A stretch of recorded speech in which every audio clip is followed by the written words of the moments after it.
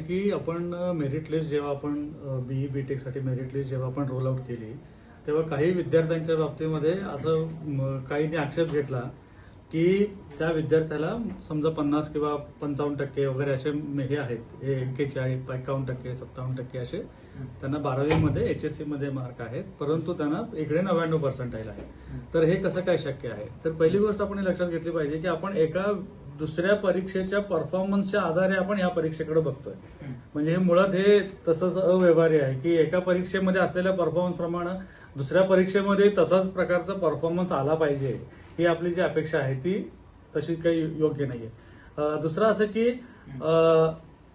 आपण इकडे पर्सेंटाईल म्हणतोय आणि इकडे पर्सेंटेज म्हणतोय. मी याच्या आधी मी वारंवार हे सांगितलेलं आहे की पर्सेंटाईल पद्धती वेगळी आहे. पर्सेंटाईल पद्धती ही त्या बॅचसाठी असते. त्या बॅचमध्ये जो टॉपर असतो त्याला 100 पर्सेंटाईल म्हणतात आणि त्याला जर त्याचे रॉ स्कोअर कदाचित 70% असतील, 80% असतील, 90% असतील, किती रॉ स्कोअर त्याचा असू शकतो, परंतु तो त्या बॅचमध्ये टॉपर असल्यामुळे त्याला 100 पर्सेंटाईल मिळतो. आपण याचा अर्थ असा नव्हे की त्याला 100% मार्क पडले. 100% मार्क म्हणजे त्याला 200 पैकी 200 मार्क पडले तर त्याला 100% म्हणता येईल. खरं तसे मार्क नसतात. कुणाला 190 असतात, 180 असतात. एखाद्या बॅचमध्ये 180चा टॉपर असतो तो सुद्धा 100% असतो. एखाद्या बॅचमध्ये 190 वाला असतो तो पण 100% असतो. एखाद्या बॅचमध्ये 170 वाला असतो तो सुद्धा 100% असतो. त्याच्यामुळे मग ज्याला 170 मार्क पडले त्याला 85% मार्क पडले, कोणाला 80% मार्क पडले. त्याच्यामुळे आपण हे जे मुळात जे पर्सेंटाईल आणि पर्सेंटेजचं एक जे तुलना करतोय ती चुकीची आहे. दुसरी गोष्ट म्हणजे 12वी मध्ये काय मार्क पडले आणि त्याला सीईटी मध्ये काय मार्क पडले आणि आपण काय करतो त्यात सुद्धा फक्त सिलेक्टिव्ह घेतोय. आपण 2-4 विद्यार्थीच घेतोय. ओव्हरऑल जर आपण सगळी जर हे बघितली मेरिट लिस्ट बघितली तर जसे त्याला 12वी मध्ये चांगले मार्क आहेत तसे त्याला सीईटी मध्ये पण चांगले मार्क आहेत. आणि 12वीचे हायर पर्सेंटाईल आणि सीईटीचं हायर पर्सेंटाईल ह्याचं जे कोरिलेशन आहे ते पॉझिटिव्ह कोरिलेशन आहे. आम्ही काल त्याच्या संदर्भामध्ये एक स्टॅटिस्टिकल स्टडी पण करून घेतलेला आहे. आणि दुसरं काय होतंय की आपण 4,64,000 विद्यार्थी या परीक्षेसाठी बसलेले होते, त्यापैकी 2,35,000 विद्यार्थी हे कॅप मध्ये सहभागी झालेले आहेत. आता ह्या 2,35,000 विद्यार्थी जे आलेले आहेत त्यांच्या आधारे आपण सर्व अनालिसिस करतोय. परंतु जे 4,64,000 विद्यार्थ्यांपैकी 2,29,000 विद्यार्थी आलेच नाहीत कॅपमध्ये, त्यापैकी जवळजवळ 9,000 विद्यार्थी असे होते की ज्यांचं पर्सेंटाईल 90 पेक्षा जास्त आहे. या 9,000 विद्यार्थ्यांच्या पैकी 4,500 विद्यार्थी असे आहेत की ज्यांचं पर्सेंटाईल 95 पेक्षा जास्त आहे. 95 आणि 99 किंवा 90 पर्सेंटाईल पेक्षा जास्त असलेले असे हे 9,000 विद्यार्थी आणि 80 पर्सेंटाईल पेक्षा जास्त असलेले जवळजवळ अजून 14,000 विद्यार्थी म्हणजे साधारणतः 24,000 विद्यार्थी असे आहेत की जे ह्या कॅपमध्ये आलेच नाहीये. त्याच्यामुळे त्या लोकांचा सुद्धा परफॉर्मन्सवर तुम्ही आज प्रश्नचिन्ह उपस्थित करत आहात की बाबा ते त्यांचा सुद्धा काहीतरी त्यांच्या ह्याच्यामध्ये घोळ आहे. म्हणजे जे अशी ज्यांना 99 पर्सेंटाईल पडलाय, 95 पर्सेंटाईल पडलाय, ती मुलं इथं आली नाही. ती जर मुलं इथं आली असती तर आपली मेरिट लिस्टचं कॉम्प्लेक्शनच बदललं असतं. त्याच्यामुळे मला असं काय वाटतं की आपण असं सिलेक्टिव्हली विचार करायला नाही पाहिजे.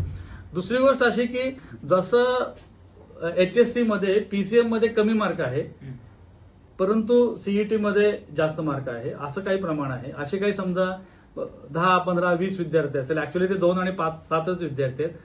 परंतु ह्याच्या उलट सुद्धा तुम्हाला मी काही स्टॅटिस्टिक्स दाखवू शकतो. ते स्टॅटिस्टिक्स म्हणजे आज आपल्या टाइम्स ऑफ इंडियाने पण ते प्रसिद्ध केलेलं स्टॅटिस्टिक्स आहे.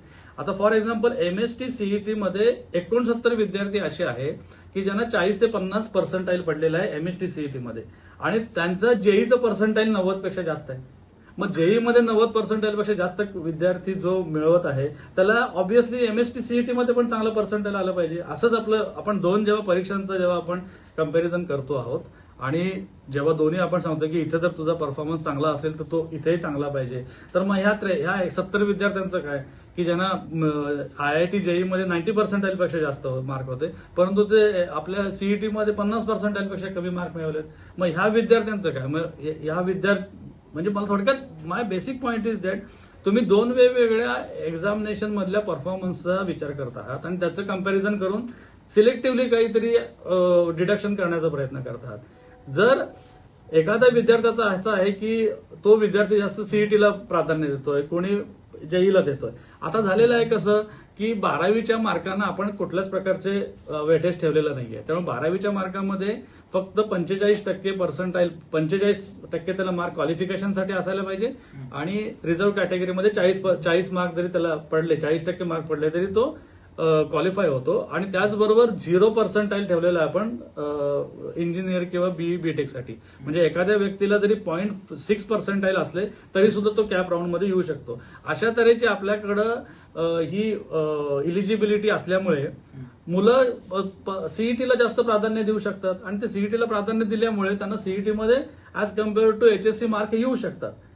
आणि होतंय कसं की सीईटीला बाकीच्या जे परफॉर्मन्स आहेत तिथल्या परफॉर्मन्ससाठी आम्हाला उत्तर द्यावं लागतंय.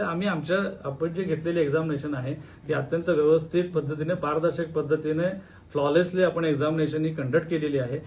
असं असताना आपण फक्त ज्या 2 वेगवेगळ्या परीक्षेच्या आधारे आपण असं अनालिसिस, सिलेक्टिव्ह अनालिसिस करू नये, कारण याच्या दुसरी बाजू सांगणारे पण अनालिसिस आपल्याकडे आहे. गैरप्रकार